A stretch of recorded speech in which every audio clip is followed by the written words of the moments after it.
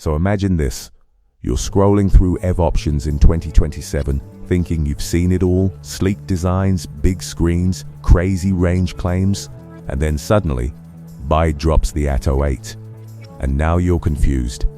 Is this just another oversized electric SUV with fancy marketing, or is it actually something worth your hard-earned money? Because let's be real, EV hype is at an all-time high, but not every car deserves that hype.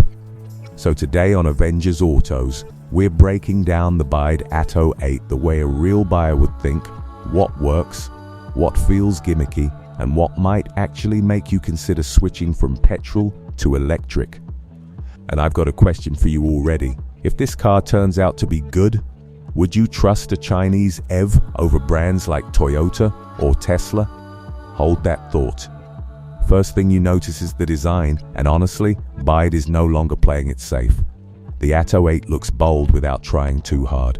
The front has that clean, closed EV grille, but instead of looking boring, it has a sharp LED light signature that actually gives it personality. Side profile, proper SUV stance. Not too boxy, not too coupe-ish either, somewhere in between, which actually works for daily use. The wheel design is aggressive, maybe a bit too much for some people, but it does stand out. At the back, full-width LED lights. Yes, I know everyone is doing that, but BYD has added a slightly futuristic twist that makes it look premium at night. Now here's the honest part. It looks good, but not iconic. You won't turn back and stare at it every time you park it, but you also won't feel embarrassed driving it. And for most buyers, that balance actually matters more. Step inside, and things get interesting. BYD has clearly focused on making the cabin feel modern and slightly techy without going full spaceship mode. The materials? Surprisingly solid. Soft touch panels where you expect them, and the plastics don't feel cheap either.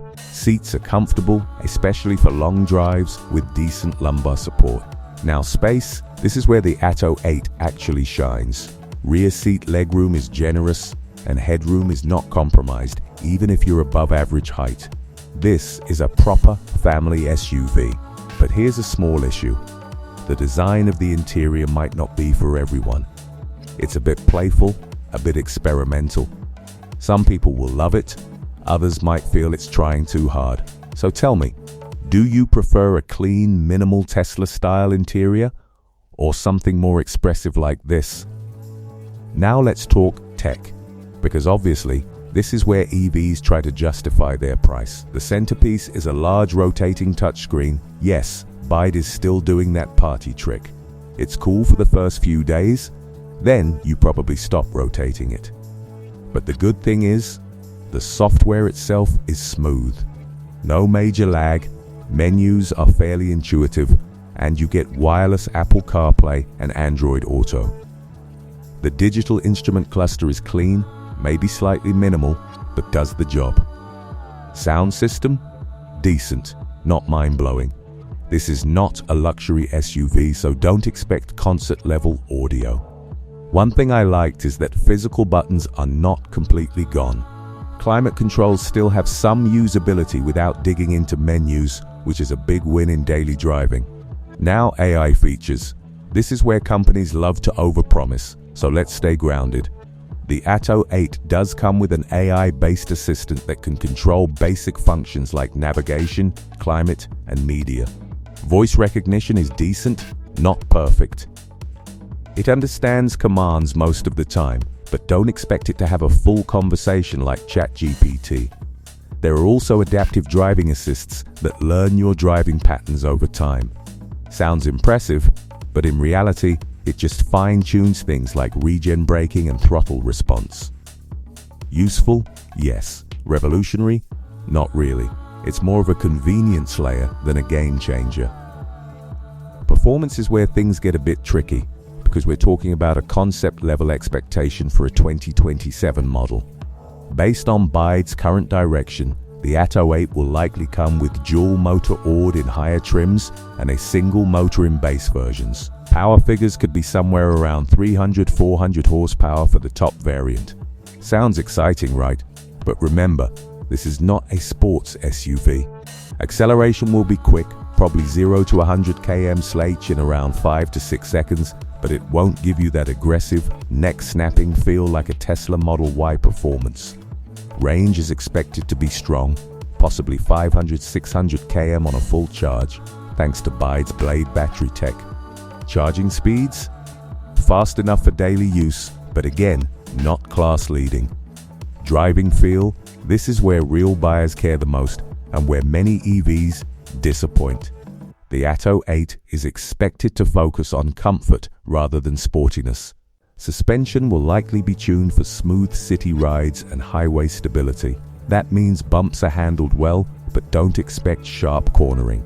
Steering feel? Probably light, easy for daily driving, but not very engaging. And honestly, that's fine. This is a family SUV, not a track machine.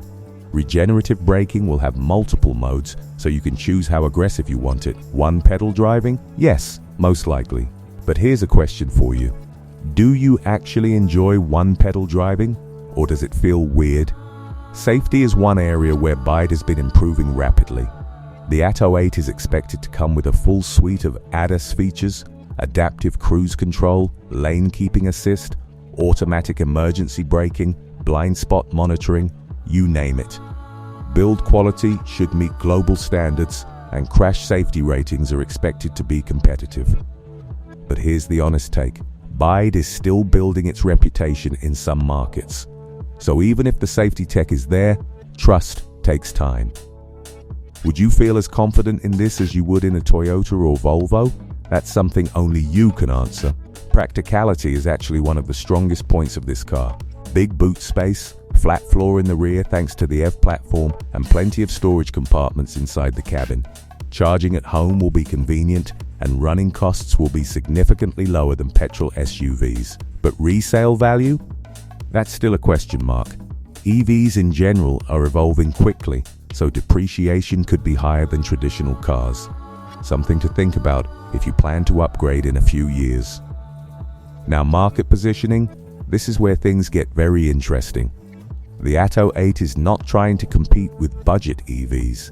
It's targeting that sweet spot between affordability and premium feel. Think of it as a rival to cars like Tesla Model Y, Hyundai Ioniq 5, and maybe even some entry-level luxury EVs. But BYD's strategy is simple: offer more features at a slightly lower price. And honestly, that strategy has been working. So let's bring everything together. The BYD Atto 8 is not a perfect car. It won't blow your mind with performance, and some design choices might not appeal to everyone. But it gets the basics right: space, comfort, tech, and efficiency. And for most people, that's exactly what matters. Expected price? If BYD plays it smart, we're looking at around $40,000 to $50,000 depending on the variant. Expected launch? Somewhere around late 2026 to early 2027 in global markets, with other regions following after that. Final verdict: should you wait for it? If you want a practical, tech-loaded electric SUV that doesn't cost a fortune, then yes, it's definitely worth considering. But if you're looking for excitement, brand prestige, or cutting-edge innovation, you might want to explore other options. And now I want to hear from you. Would you actually buy the BYD Atto 8, or would you still stick with more established brands? Drop your thoughts in the comments. If you enjoyed this honest, no-nonsense review, make sure to like the video, subscribe to Avengers Autos, and turn on notifications, because we don't just follow the hype, we question it. I'll see you in the next one.